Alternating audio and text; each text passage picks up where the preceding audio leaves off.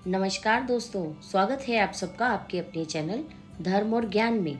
आज मैं आपको एक ऐसी कहानी सुनाऊंगी जो कार्तिक के महीने में अवश्य सुननी चाहिए। अमावस्या और पूर्णिमा की कथा।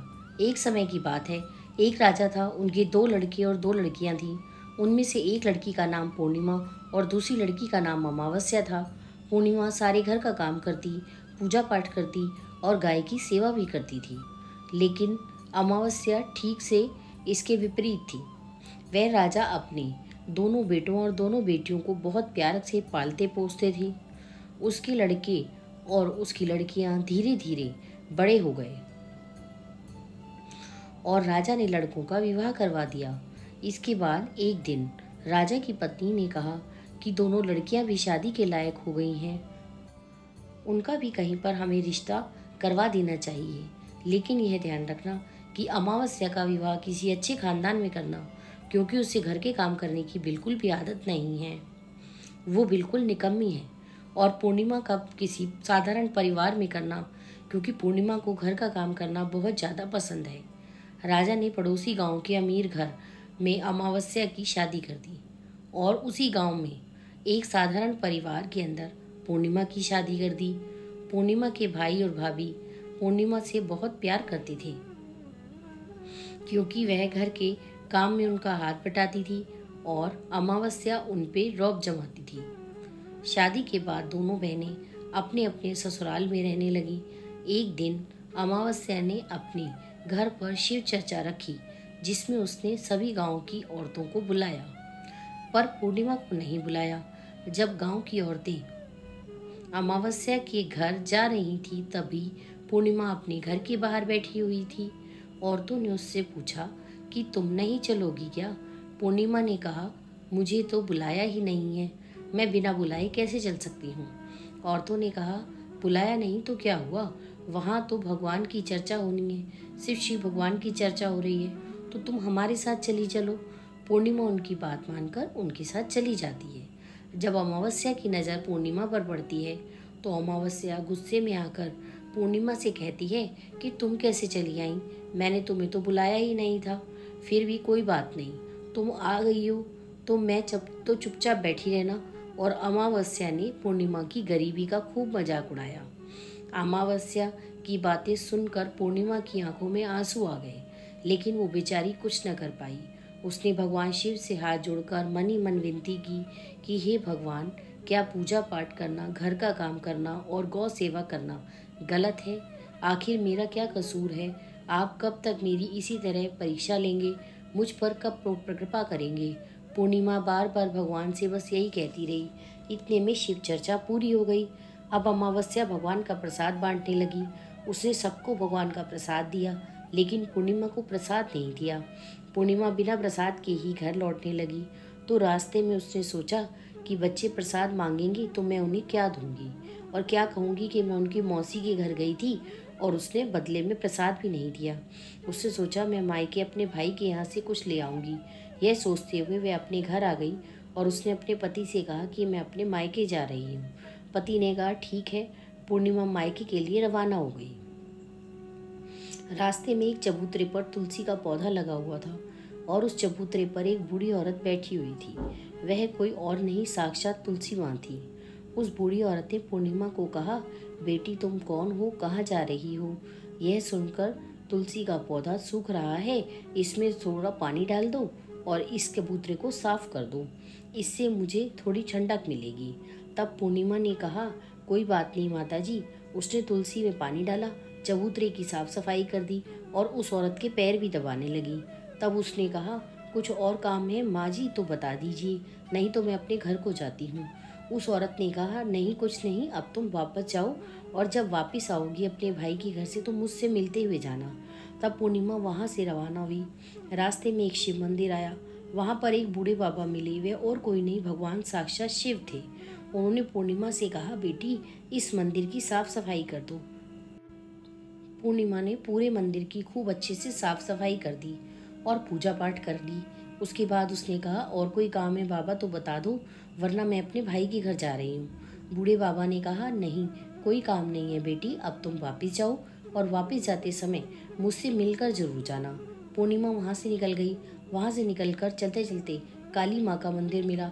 वहाँ बैठी हुई एक बूढ़ी औरत ने पूर्णिमा से कहा, बेटी, यहाँ पूजा पाठ करने तो सब आते हैं, लेकिन साफ सफाई करने, मंदिर को सुथरा रखने के लिए कोई नहीं आता है। तो ये मंदिर बहुत गंदा हो गया है, इसलिए इस चबूतरे और मंदिर की साफ सफाई कर दो। तो पूर्णिमा ने कहा कि ठीक है माँ जी, मैं चबूतरे की सफाई कर देती हूँ। और पूर्णिमा ने चबूतरे और मंदिर की साफ सफाई करके पूजा पाठ किया और माता का श्रृंगार किया। वहाँ से जाने लगी। उस बूढ़ी औरत ने कहा, अब तुम जाओ और वापिस आते समय हमसे मिलकर जाना, बिना मिले मत जाना। पूर्णिमा अपने मायके की ओर चल दी। थोड़ा चलने के बाद नदी के किनारे एक बूढ़ी औरत मिली। वह साक्षात गंगा मैया थी। उस बूढ़ी औरत ने कहा, बेटी, इस नदी का और स्नान करने के लिए तो सभी आते हैं, लेकिन यहाँ साफ सफाई कोई नहीं करता है, तो तुम मेरे घाट की साफ सफाई कर दो। तब पूर्णिमा ने घाट की साफ सफाई अच्छे से कर दी। और जब वह वहाँ से जाने लगी तब उस बूढ़ी औरत ने कहा, बेटी, जब तुम वापस आओगी तो मिलते हुए जरूर जाना। इसके बाद पूर्णिमा नाव में बैठकर नदी को पार करके दूसरे किनारे पर चली गई और अपने भाई के घर पहुंच गई। मायके पहुंचकर पूर्णिमा के भाई और भाभी उसे देखकर बहुत ही खुश हो गए और उन्होंने पूर्णिमा से खूब बातें की और कहा कि बच्चों को भी लेकर आती, थोड़ा हमारा भी मन अच्छा हो जाता। बच्चों को साथ लेके आते हैं तो मामा का मन खुश हो जाता है। सुबह जब पूर्णिमा ने अपने ससुराल जाने के लिए कहा तो उसके भाइयों ने उसे एक लाल साड़ी और एक थैले में बच्चों के लिए कपड़े और खाने पीने के लिए कुछ सामान आदि रख दिया और कहा कि वापस जल्दी आना। और इसके बाद पूर्णिमा वहाँ से रवाना हो गई और उसी नदी के किनारे पहुँच गई। पूर्णिमा को वहाँ आया हुआ देखकर वह बूढ़ी मिली जो साक्षात गंगा मैया थी। उन्होंने पूर्णिमा को एक थैला दिया और कहा कि तुम इस थैले को अपने घर ले जाकर ही खोलना। पूर्णिमा ने कहा, ठीक है। आगे चलकर वही काली माँ का मंदिर आया। उसे वहाँ पर भी वही बूढ़ी औरत बैठी हुई मिली। तब माँ ने पूर्णिमा को एक थैला दिया और कहा कि इसे घर जाकर ही खोलना, उससे पहले मत खोलना। पूर्णिमा वहाँ से रवाना हो गई। अब आगे चली तो भगवान शिव का मंदिर आ गया। वहाँ पर भी उनको वह बूढ़े बाबा बैठे हुए मिले। उन्होंने भी उसे एक थैला दिया और कहा कि अपने घर जाकर ही खोलना, पहले मत खोलना। आगे चलने पर तुलसी माँ के पास बैठी हुई बूढ़ी औरत भी उसे को वापस मिली। उसने भी पूर्णिमा को एक थैला दिया और कहा कि इस थैले को अपने घर जाकर ही खोलना, उससे पहले मत खोलना। अब पूर्णिमा के पास 5 थैले हो गए। इन थैलों को लेकर पूर्णिमा अपने घर की ओर चली गई। घर पहुंचकर पूर्णिमा ने सबसे पहले अपने मायके का थैला खोला। उसके अंदर बच्चों के लिए कपड़े और खाने पीने की अच्छी अच्छी चीज़ें थीं। उसने अपने बच्चों को नए नए कपड़े दिए और खाने पीने की चीज़ें भी दी। तब तो बच्चे बहुत खुश हो गए और वो भी कहने लगे कि अगली बार जब आप जाओगे तो हमें भी मामा जी के घर ले जाना। अब पूर्णिमा ने दूसरा थैला खोला जो उसे गंगा मैया ने दिया था। उसमें सोना और चांदी भरा हुआ था। तीसरा थैला खोला जो उसमें काली माँ ने दिया था। उसमें 16 श्रृंगार का सामान भरा हुआ था। अब उसने चौथा थैला खोला तो जो उसे भगवान शिव ने दिया था, उसमें धन संपत्ति भरी हुई थी। इस तरह से उसने 5वां थैला भी खोला जो उसे तुलसी माँ ने दिया था। उसके अंदर चावल, दाल और खाने पीने के अनेकों प्रकार के धान भरे हुए थे। अब पूर्णिमा के घर में किसी चीज़ की कमी नहीं थी। उसका घर पूरी तरह धन धान्य से भर गया था। वह थैलों में से जो मर्जी निकालती जाती, लेकिन थैलों का सामान कभी भी कम ना होता। तो पूर्णिमा के मन में विचार आया कि क्यों ना मैं भी भगवान शिव की चर्चा करवाऊं। उसने अपने घर में शिव चर्चा का कार्यक्रम रखा और गांव की सभी औरतों को बुलाया, अपनी बहन को भी बुलाया। जब अमावस्या अपनी बहन के घर आई तो उसने देखा कि पूर्णिमा के घर में तो धन दौलत की कोई कमी नहीं है और सब और भरा पूरा है। और यह देखकर अमावस्या आश्चर्यचकित रह गई। तो उसने पूर्णिमा से कहा कि तुम्हारे घर में जो इतनी धन दौलत आई वो कैसे आई।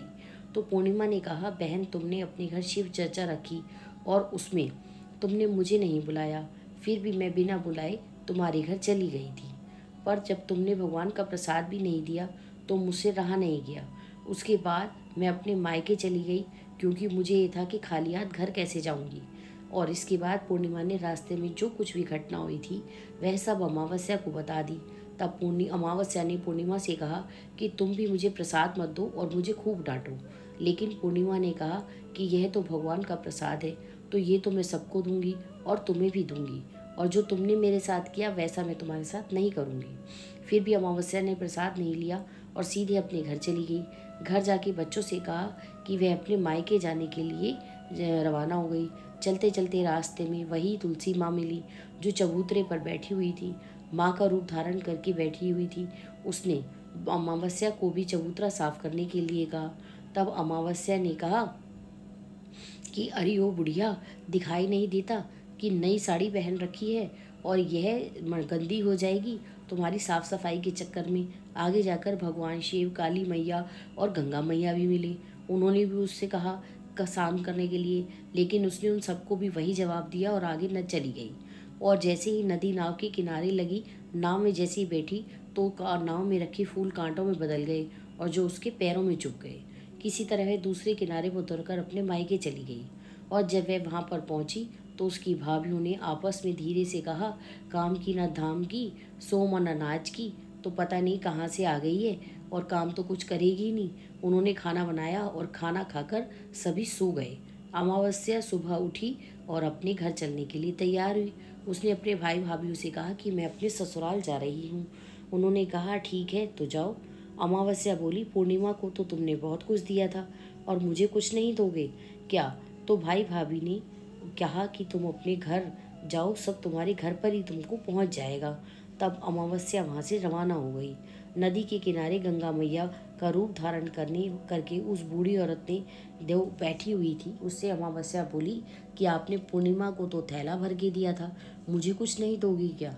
क्या और तो बूढ़ी औरत ने कहा तुम घर जाओ, सब तुम्हारे घर पहुंच जाएगा। इसके बाद भगवान शिव, काली मैया और तुलसी माँ ने भी उसको वही जवाब दिया। यह सब सुनकर वो अमावस्या खुश होती अपने घर पहुंची और उसने देखा कि आंगन में 5 थैले रखे हुए हैं। उसने मन ही मन सोचा कि आज तो मैं निहाल हो गई। उसने जल्दी जल्दी से सारे थैलों को खोल डाला तो क्या देखती है, किसी में मिट्टी भरी है, किसी में पत्थर भरे हैं, किसी में कंकड़ भरे हैं, कोयला भरा है। यह सब देखकर उसने अपना सिर पकड़ लिया और कहने लगी कि हे भगवान, मुझे मायके से भी कुछ नहीं मिला और इन थैलों में भी कुछ नहीं मिला। वह पैर पकड़ती हुई अपनी बहन पूर्णिमा के घर जाती है और उस पूर्णिमा से कहती है कि तुझे तो इतना सब कुछ मिला और मुझे तो कुछ मिला ही नहीं। तब पूर्णिमा ने कहा कि मैं जब अपने मायके जाती हूँ तो अपनी भाभीयों के साथ अच्छा व्यवहार करती हूँ, मिलकर सारे काम करती हूँ। तुमने कभी उनकी इज्जत नहीं की, इसलिए वो तुम्हें देंगी ही क्या। इसके बाद तुमने गंगा माँ, काली माँ और भगवान शिव और तुलसी मैया को भी नाराज कर दिया, उनको भी तुमने ठुकरा दिया, इसलिए उन्होंने भी तुम्हें कुछ नहीं दिया। तब अमावस्या बोली, बहन मुझे माफ़ कर दो, मैंने हमेशा तुम पर अत्याचार किया है, इसलिए मुझे कुछ नहीं मिला। कोई बात नहीं, मैं भगवान की भक्ति करके सब प्राप्ति कर लूँगी, मुझे भी इसका रहस्य बताओ। फिर पूर्णिमा ने कहा कि तुम 3 सूत्र का ज्ञान ले लो। पहले सूत्र में दया मांगना और दूसरे सूत्र में चर्चा करना, तीसरे सूत्र में 108 बार ओम नमः शिवाय का जप करना। और भगवान ने जो यह 3 सूत्र दिए हैं, इनको अपने हृदय में बसा लेना। मेरे पास कुछ भी नहीं था, पर मैंने सच्चे मन से भगवान की पूजा की, इसलिए भगवान ने मुझे सब कुछ दे दिया और तुम्हारे पास जो कुछ भी था वह भी तुम्हारे पास से खत्म हो गया। इसके बाद अमावस्या अपने घर आती है और भगवान की पूजा पाठ करने लगी। उसने भगवान शिव से माफ़ी मांगी और गौ सेवा करने लगी। उसमें दूसरी आदतों को भी करने लगी, दूसरों की मदद करने लगी। तो दोस्तों, आपको यह कहानी कैसी लगी? और अगर अच्छी लगी तो प्लीज़ चैनल को लाइक, शेयर और सब्सक्राइब करें। आप सब धर्म और ज्ञान के साथ बने रहें। धन्यवाद।